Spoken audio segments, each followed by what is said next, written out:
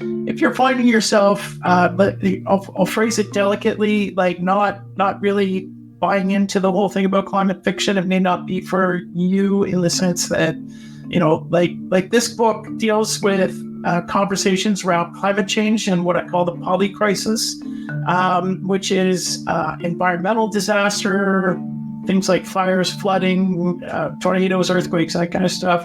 But also at the same time, misinformation, deep fakes, people that are learning to adapt in a post-pandemic kind of environment.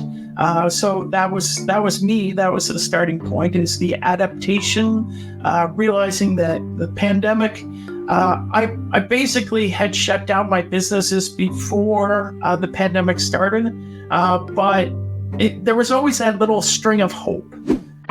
Everyone, welcome back to Living the Next Chapter. I have a great author on the podcast, back from a trip out west, and he's back in home, and he's taking some time for us, which I really appreciate that. Bill's here with us. Bill is an author, and he also has an AI side to what he does and what he knows, and I'm curious about that.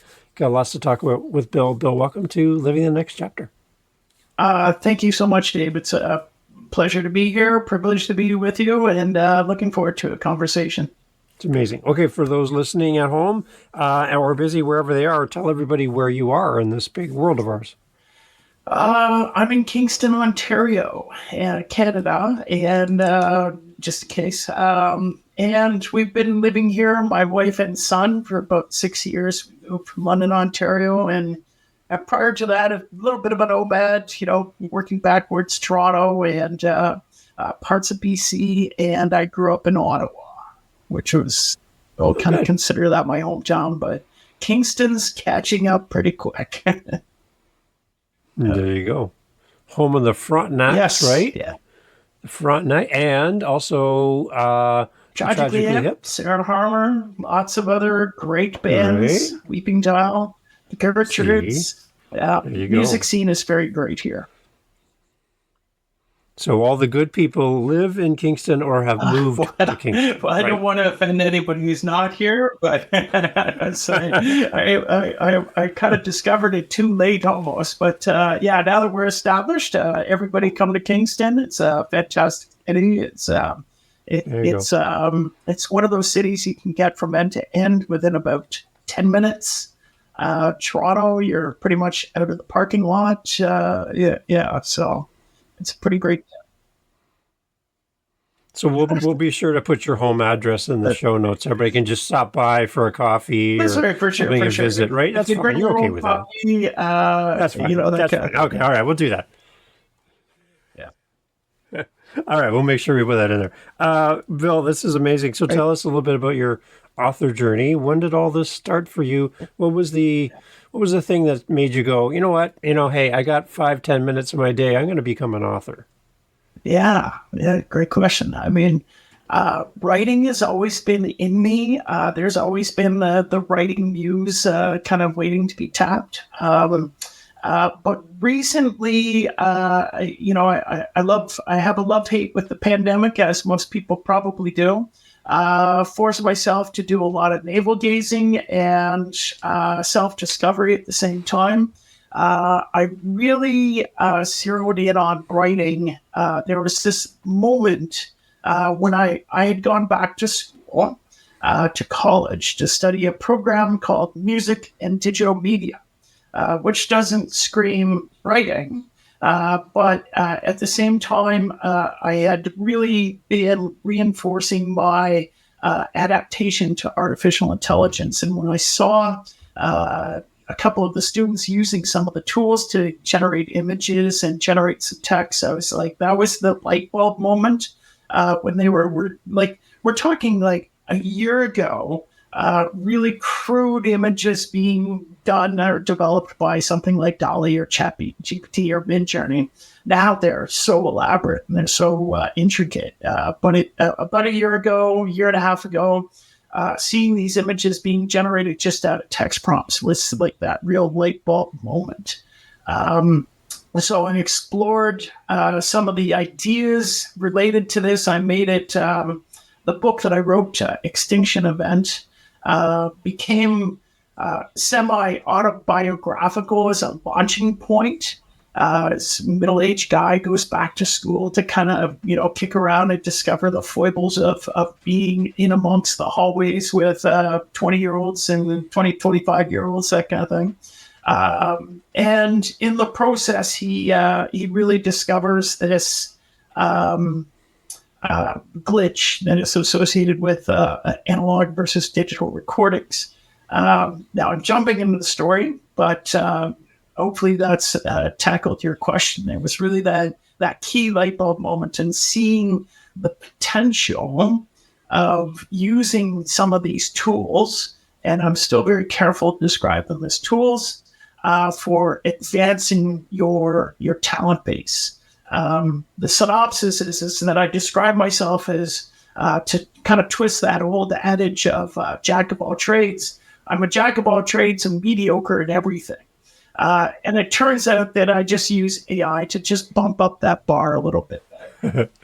There's another unique use purpose that you have for AI, all around AI voicing and using all of that. I've tinkered with that a little bit in my podcasting journey. Yeah. But you went to a totally different place with it that I'm so curious about. And I don't think many people have considered the way you use AI, and particularly for voicing things that you work on.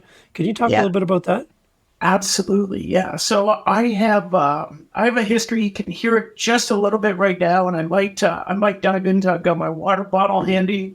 I have a little bit of a physical disability, very minor, with my vocal cords. So I'm in the process of seeing a speech language pathologist, doing registered massage therapy, that kind of stuff, to kind of try and loosen things up. But it's been a very long process, and I even thought at one point that one of my vocal cords was paralyzed. So I had been overcompensating, one had atrophied, but after a couple of second opinions, it's ultimately just comes down to better breathing exercises and self-care, that kind of stuff. So I'm at 55, 56 years old. I'm finally learning how to take care of myself and use my voice better, but it does eventually collapse after a certain point. And so there's only so long that I can speak without it starting to really tighten up. And of course, this poses a problem with one of the great ways to monetize a new book is to convert it to an audiobook.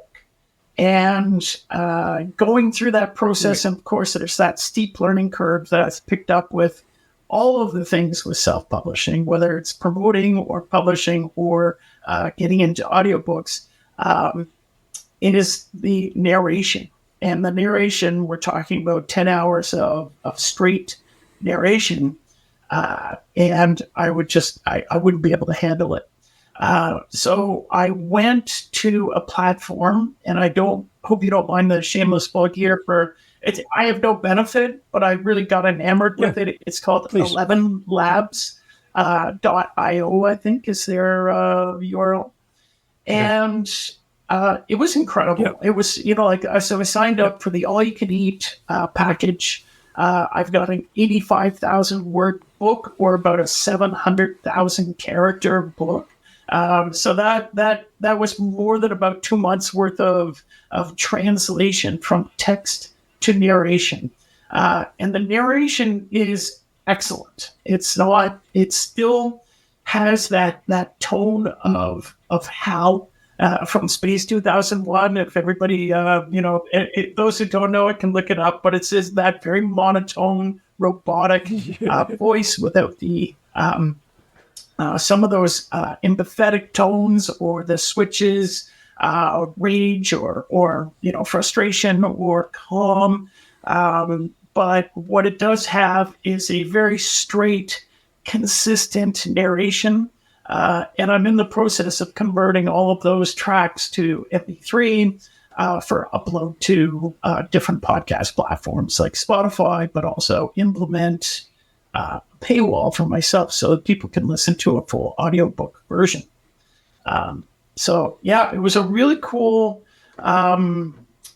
discovery process. And ultimately, the rationale that I use, and if people are thrown off by it, they're welcome to ask me, but one of the key characters in the book is an artificial intelligence platform that another character develops. So having a voice of an artificial intelligence narrate the story really, that doesn't quite give a spoiler here, but it does give you a sense that we are headed in that direction, whether we like it or not. And the title hopefully says a little bit more about the direction. And I don't have to worry too much about spoilers. An event will happen where something else will become almost extinct. Wow. So one thing I noticed on ChatGPT is the most recent release where you can actually talk to ChatGPT and it talks back to you and it sounds like a real person. Like it's like you can actually have a conversation with this thing and you're not sitting here trying to type in prompts and trying to figure out how to make it do what you want. And it doesn't do it. You got to do it again. And it's just getting better and better and better. And I think that AI is probably the dumbest it'll ever be right now. Yeah. It's only going to get smarter and more user-friendly. We talked about perplexity.ai as an option as well. That's one thing I've been playing with. Any fear in your mind around AI, or are you just all in? You just loving this?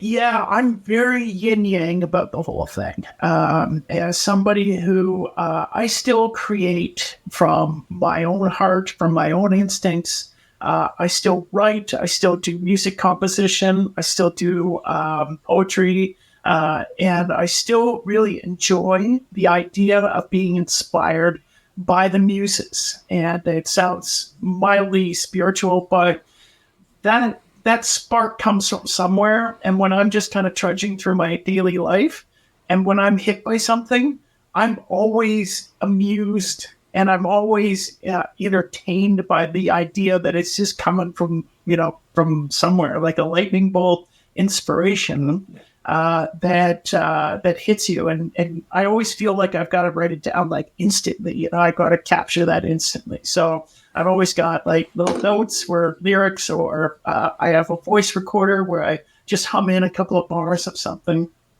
That's me as a creator. The creator universe is the analogy I use for artificial intelligence. The tools that are being used is that we have a small handful of technocrats that are really just going around the internet universe with a giant trawler, a giant ocean trawler, scraping everything indiscriminately and claiming it's theirs. But at the same time, not claiming it's theirs, just charging you for access to that information. So somebody has moved into your basement and now is charging you to live in your basement or your studio. And now you're like, what's going on? So this is where we have to pause for thought and ask ourselves, is this a sustainable business model where eventually you're going to have so much taken out of the system and regurgitated in ways that you're not really familiar? So to continue that analogy, you have the ocean trawler. What we used to have is octopi and fish and squid and whales. Now we have sushi. So we're in the situation. It comes to us in a plate. We've paid for it, and it's like, well, this is not the salmon or the octopus that that was living happily roaming around the ocean. Now it's just something on my plate that I consume, and it's a reflection of our society as a whole. And where it goes, it's an unstoppable trade now. Yeah. And I think that brings us back as authors and creators, that our unique voice will help us stand out in a sea of, maybe in some cases, vanilla content where everything is kind of homogenized and kind of similar and nothing stands out with that true personal story. And so far AI hasn't been broken up with, hasn't lost someone, hasn't really been fired, hasn't walked out to their car with a box full of stuff from their desk. Yeah. They haven't lived those kinds of emotions. They can kind of probably do a copy of that, but they don't really have that same passion and lived experience that humans have. So we have that as still our advantage.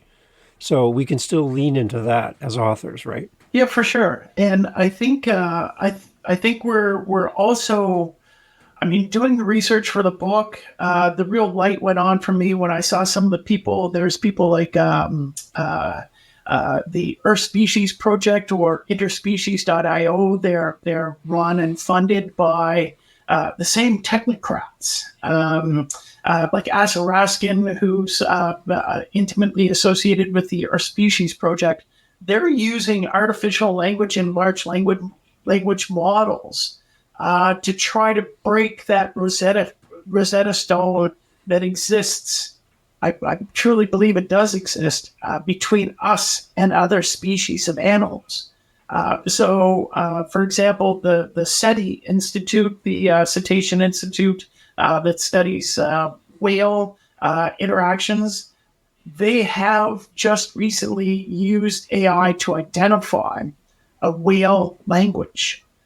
And so now we have, I would argue we probably, because humans only hear a certain frequency of sound, the whale frequency may be like this, ours is like this. So when we teach ourselves how to listen to this, and I can see myself out of frame there, just for exaggeration purposes, but when we learn how to go into those higher frequencies and understand what's being communicated, then we'll hear, like right now with the animal language, we might be hearing G through K for alphabet.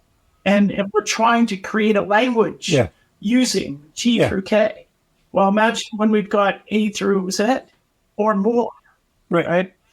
And this is where AI is really potentially just so incredibly powerful in terms of us learning our place on the earth. Because once we crack that code, we're going to have a lot of animals talking back to us. And I kind of anticipated what they're going to have to say. Well, I'm sure they have a lot to say. It's been stored up for many, many years, right? I'm afraid of what my dog's going to say, because my dogs know all my secrets. And every time they wink at me, I always wink back, because I never know if they're ever going to give away my secrets, right? So we have an agreement, right? So that's right. That's why they say it's your best friend, right? You know, and you have to treat your dog like your best friend. Yeah. But ours, unfortunately, sadly, ours just, her secrets will be taken to the grave. We just lost our fortune. And when you have a relationship, like just like basically an empathetic human-like relationship, not an intimate one, of course, but you know, when they are your friend and you lose them, it becomes so shattering, right? So enjoy it while you have your friend, and they're not here for a long time, but they're here for a good time. Yeah, exactly. I love that. Okay, so I would love to talk more about the book too, Bill, and I would love for people that are listening to know, like, who this book is for, who's your target audience, because someone listening to this be like, oh, I want a copy, but I know of 5 other people who need a copy of this book, so I'm buying multiples. And that's what we want to do, right? We want to sell some books. So I would love to identify that audience for the listeners so they know who this is, who would be the target for this. Very short. The genre is a relatively new genre called climate fiction. If you are, if you're finding yourself, I'll phrase it delicately, like not really buying into the whole thing about climate fiction, it may not be for you, in the sense that, you know, like this book deals with conversations around climate change and what I call the polycrisis, which is environmental disaster, things like fires, flooding, tornadoes, earthquakes, that kind of stuff. But also at the same time, misinformation, deep fakes, people that are learning to adapt in a post-pandemic kind of environment.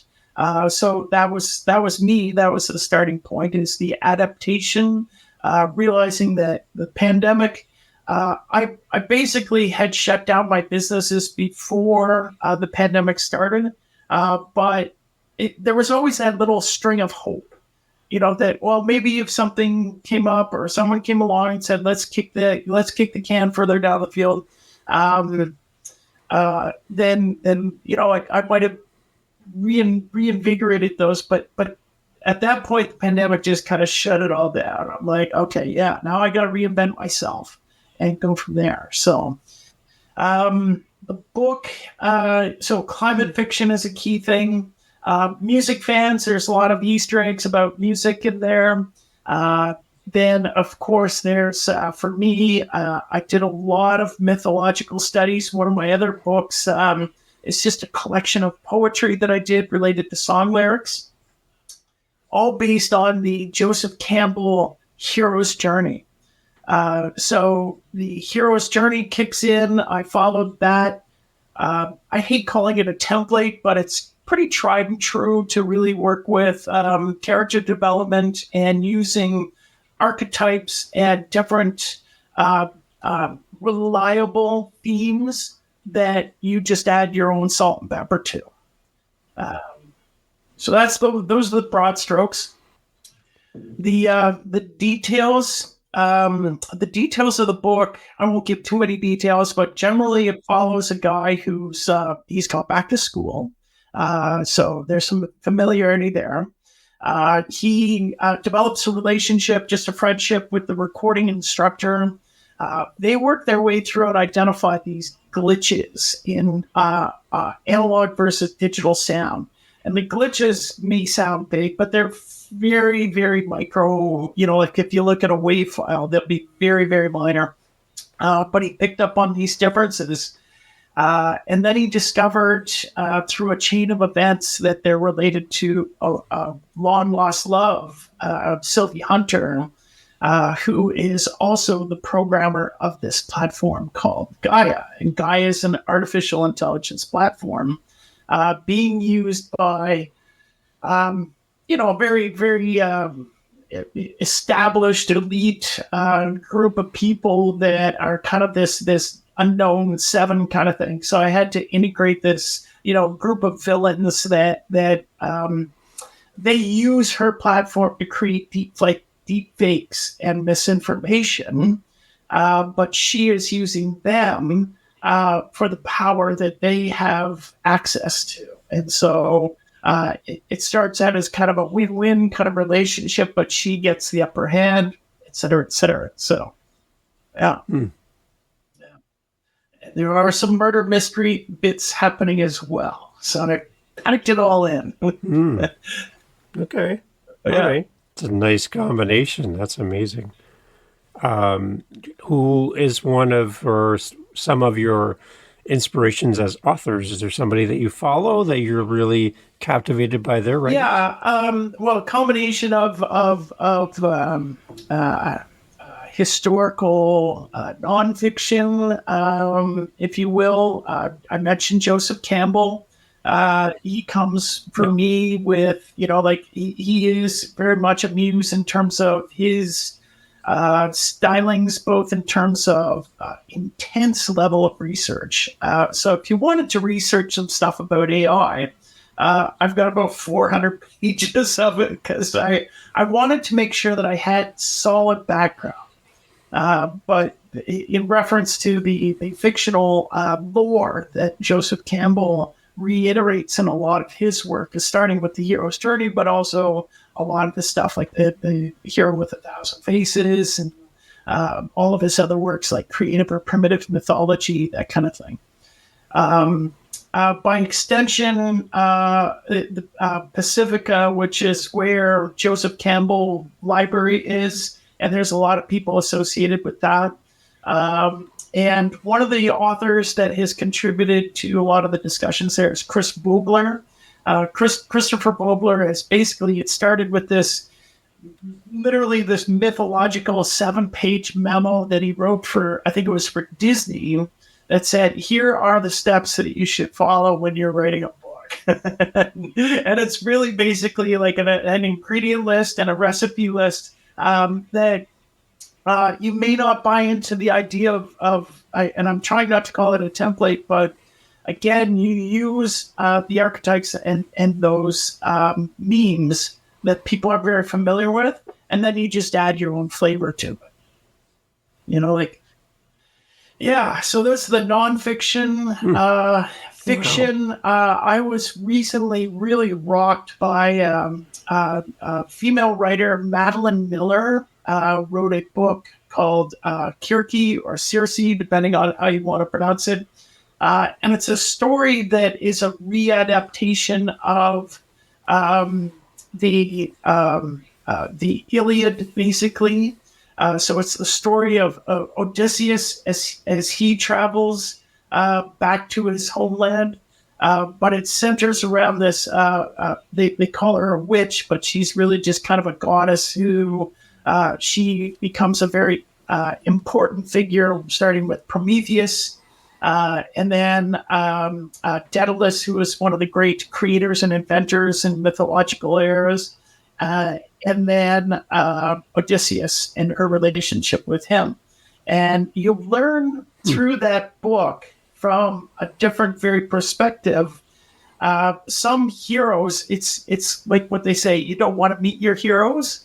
And everybody always loves to, really dive into the story of the Odyssey. And of course, it is such a fundamental foundation for so much of what we know in terms of epic storytelling. But there are some cracks in the armor. There are some human characteristics that really get, blown out of proportion in this book that really, create a nice turn on things. Pause for a drink. Other favorites for me are people like Neil Gaiman. The immensely creative Neil Gaiman. I just, anytime he comes to, every once in a while, it's kind of my go-to. I'm in a bookstore or something. It's like, please tell me there's something new from Neil Gaiman, and it makes my day. But I also get into a lot of just in the world of the internet, where people, just anybody out of the blue commenting on rock lyrics and trying to understand how they interpret or see those lyrics, and they get weirdly personal, right? And people, there might be a song that's about like a love song, but then somebody writes that it's about addiction or something, and you're like, I don't know where that came from, but I'm seeing this song in a very different light, So there's that as kind of this constant resource, but and then of course by extension, music is something that's always part of my life. Like there's always something going on in terms of music. So bands from right up through 60s, like the Beatles and all the obvious, like who's your favorite band, to U2 and Bruce Springsteen, up through newer bands like The National or Wilco, or some of these other great independent. I tend to lean independent. I tend to be an underdog kind of, favor guy. Obviously, U2 and Bruce Springsteen are no longer underdogs, but they were at one point. They're doing okay. Yeah. Right. That's I love that, and I love the musical connections. That's my background as well. So that's a great tie-in to everything that you're doing. So for you as an author, you have the book out in the world, and it's great that you have that. My podcast is called Living the Next Chapter. So it's kind of built into my questioning that I always like to ask all the authors that come on, what you're doing to live that next chapter when, promoting the book. Obviously, that's super important. But is there something that's kind of down the road for you that's caught your eye or you're curious about that you might be pursuing? Too much. I'm like a fly at a picnic sometimes, Like this is actually why I really admire you, because when we first spoke, you were like, well, I've got 8, maybe 9 podcasts going, the kind of thing. And I'm like, but and you've got a lid on all of them, which is great. And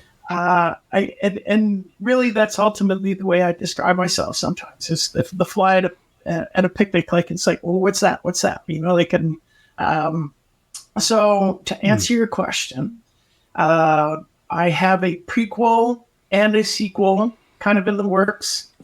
And I want to create them as is like kind of an umbrella or bridge, where Extinction Event sits in between, so that people will be reading this and then say, well, here's the connection later, and really try to knit that together in kind of a past, present, future type of thing. Again, it has mythological context with those 3 things because, I can dive into that later, but they're knitting things together in terms of time, past, present, future are always very important. So that's how I see these 3 books.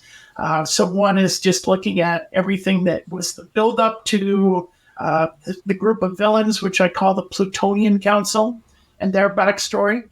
And then also the other characters and where they came from, and really paying an homage to where I came from in terms of really my love of music, which is kind of that mid to late 80s, what they call the new romantics music. So like stuff like the Smiths, the Cure, all of those really trashy, hair bands. So now obviously I don't have that claim to fame, but and the main character in Extinction Event. He starts his adult life basically working as a DJ in British clubs. So this is kind of where things literally start spinning from there, to pardon the pun. The sequel really tries to address a lot of the questions that I'm really hoping fans will have, like, always at the tip of their tongue, like, well, what happened to this person, or why did this happen, or was it this AI, or was it this person, or those kind of things, because I left enough subtlety in the depiction of events that a lot of the questions should be answered in the follow-up. And if that's not enough, I've got another book that I'm working on that is really just kind of a refresh of a book that I published, not published, and I'd be very careful about that because I wrote it in 2006, 2007, and had it finished. And a lot of the predictions that I made in that book kind of came true with the financial crisis in 2008.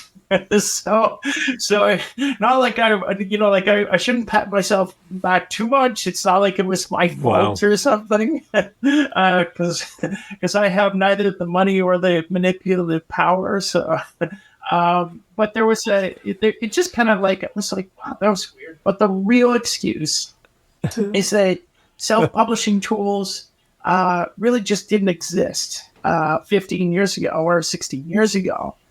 So it was always just on the back burner. It always just kind of sat there. But it is kind of like if I were to compare it to the Star Wars universe, it'd be kind of like, like Solo being slipped in between the sequential Star Wars movies. Yeah, that makes sense. Good. Yeah, because I always like to know what was coming down the road for, I guess. The selfish reason is I always like inviting authors back as they work on new projects so we can get an update. As the listeners kind of fall in love with you and they got your book, and then they hear that you're back again, just like you said, going into the bookstore and going, oh, my favorite author, is there something new?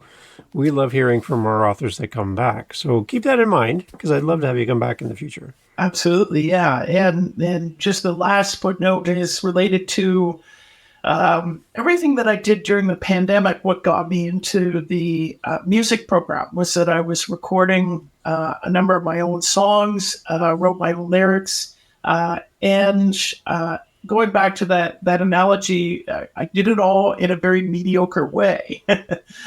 So I went to school, I learned how to record, and I've got some contacts who might be able to help me out a little bit more. And I am still hoping to release at least one album worth of songs. I doubt that I'll be using AI for the vocals.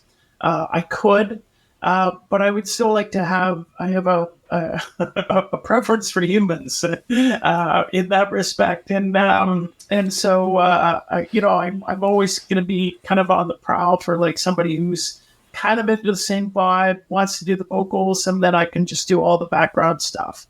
And then once that's out, I hope to have even I've got probably another 15, 16 songs ready to go as well. So I don't stop writing. That's the, kind of a good and bad thing. Awesome. So if you're a singer, hey, stay in in his world. He might be giving you a call. He might be looking for some help with this. So that's great. I love it.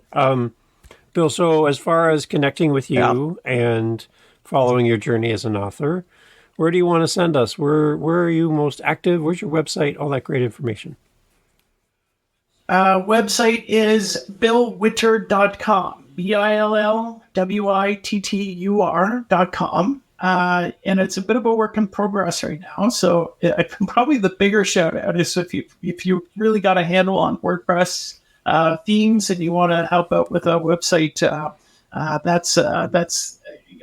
there is a contact page that works. So yeah, I would love to hear. But that's the best way to kind of follow updates. And of course, you can look up my name on Amazon. I think I actually chose the birth certificate name, which was in the I'm in trouble name, William J. Wittur. And that's on Amazon, a number of other platforms for the EPUB version, like the iTunes and Kobo, that kind of stuff. Awesome. Yeah. So we can definitely grab a copy. And then any timeline on the audio book? I'm hoping within the next month. It depends on how quickly I can get a paywall set up for access to the audiobook, because I prefer not to give it all away for free. It would be nice to monetize that, but eventually it will be up on both YouTube and Spotify as starting points. One of the things I'm using for my podcast is through Buy Me a Coffee. And they have a store feature now on Buy Me a Coffee where people can actually buy things from you and download, whether it's a PDF or all that other things. Might be a consideration for you as a paywall option. It's very, very user-friendly for your audience to purchase things from you. So there's a consideration for you if you want to use that. Great idea. Great suggestion. Yeah. Yeah. I was looking into Patreon, which is basically your Patreon. It's essentially the same thing, but I'll look into that. Yeah. So it's a nice way for people to do like a single purchase if you wanted to buy one thing. Right? Yeah. So it's good. Awesome. Well, we'll keep following the journey, Bill. I'd love to have you back again, as we discussed, and get an update from you as you pursue your journey as an author. Again, great thoughts around AI. I think a lot of us who might be a little nervous around AI, there's some great things there. So put your toe in the water. You're gonna learn a lot, and there's new things coming out. As we've had this podcast episode, there's been 10 new AI platforms that have been created. So it's just going to keep coming. There's going to be more and more, and it's going to help you in your journey as a content creator. So take a look. You might learn a few things, and it might help you in your journey. Absolutely, yeah. And I'm always available. One of the things I'm trying to provoke here on a local level is an AI conference where we look at all of those things. So if anybody ever wants to have me come and chat, then it would be a pleasure, privilege, etc. Awesome. Yeah, and it was great chatting with you, Dave. You've got a wonderful world, and I really appreciate all the hard work that you do to bring a little bit of light into people's day, and just shed a little bit of light on what people are doing. It's really fantastic. It's amazing having a podcast. I get to meet some of the best people in the world. And Bill, thank you for joining the club. It's glad to have you here. Absolutely a pleasure. Thank you very much. Awesome. All the information, everyone, as always, is in the show notes. Please go support Bill when you buy the book, because I know you're going to buy the book.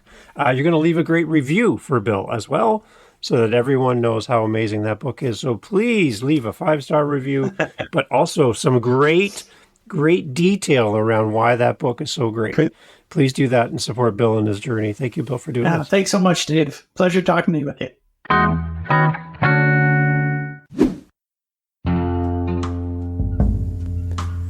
Hey, thanks for listening all the way to the end of the podcast. That's a big signal to all of the players, the YouTubes, the Apples, the Spotifys, that you found value in this episode of Living the Next Chapter. Just by you listening to the end, you just sent a huge bat signal out to the app saying this was a great podcast, a great conversation. So you listening to this point, you've done your job. I have one more ask of you.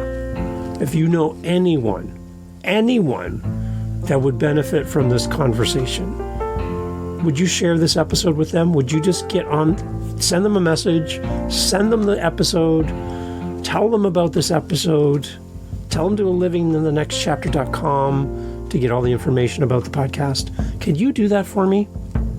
Because the more people that hear this message, this episode, the better. I want to support these amazing authors, and I know you do as well. So sharing this episode really helps, and I appreciate you. See you on the next episode, and thank you for listening to Living the Next Chapter.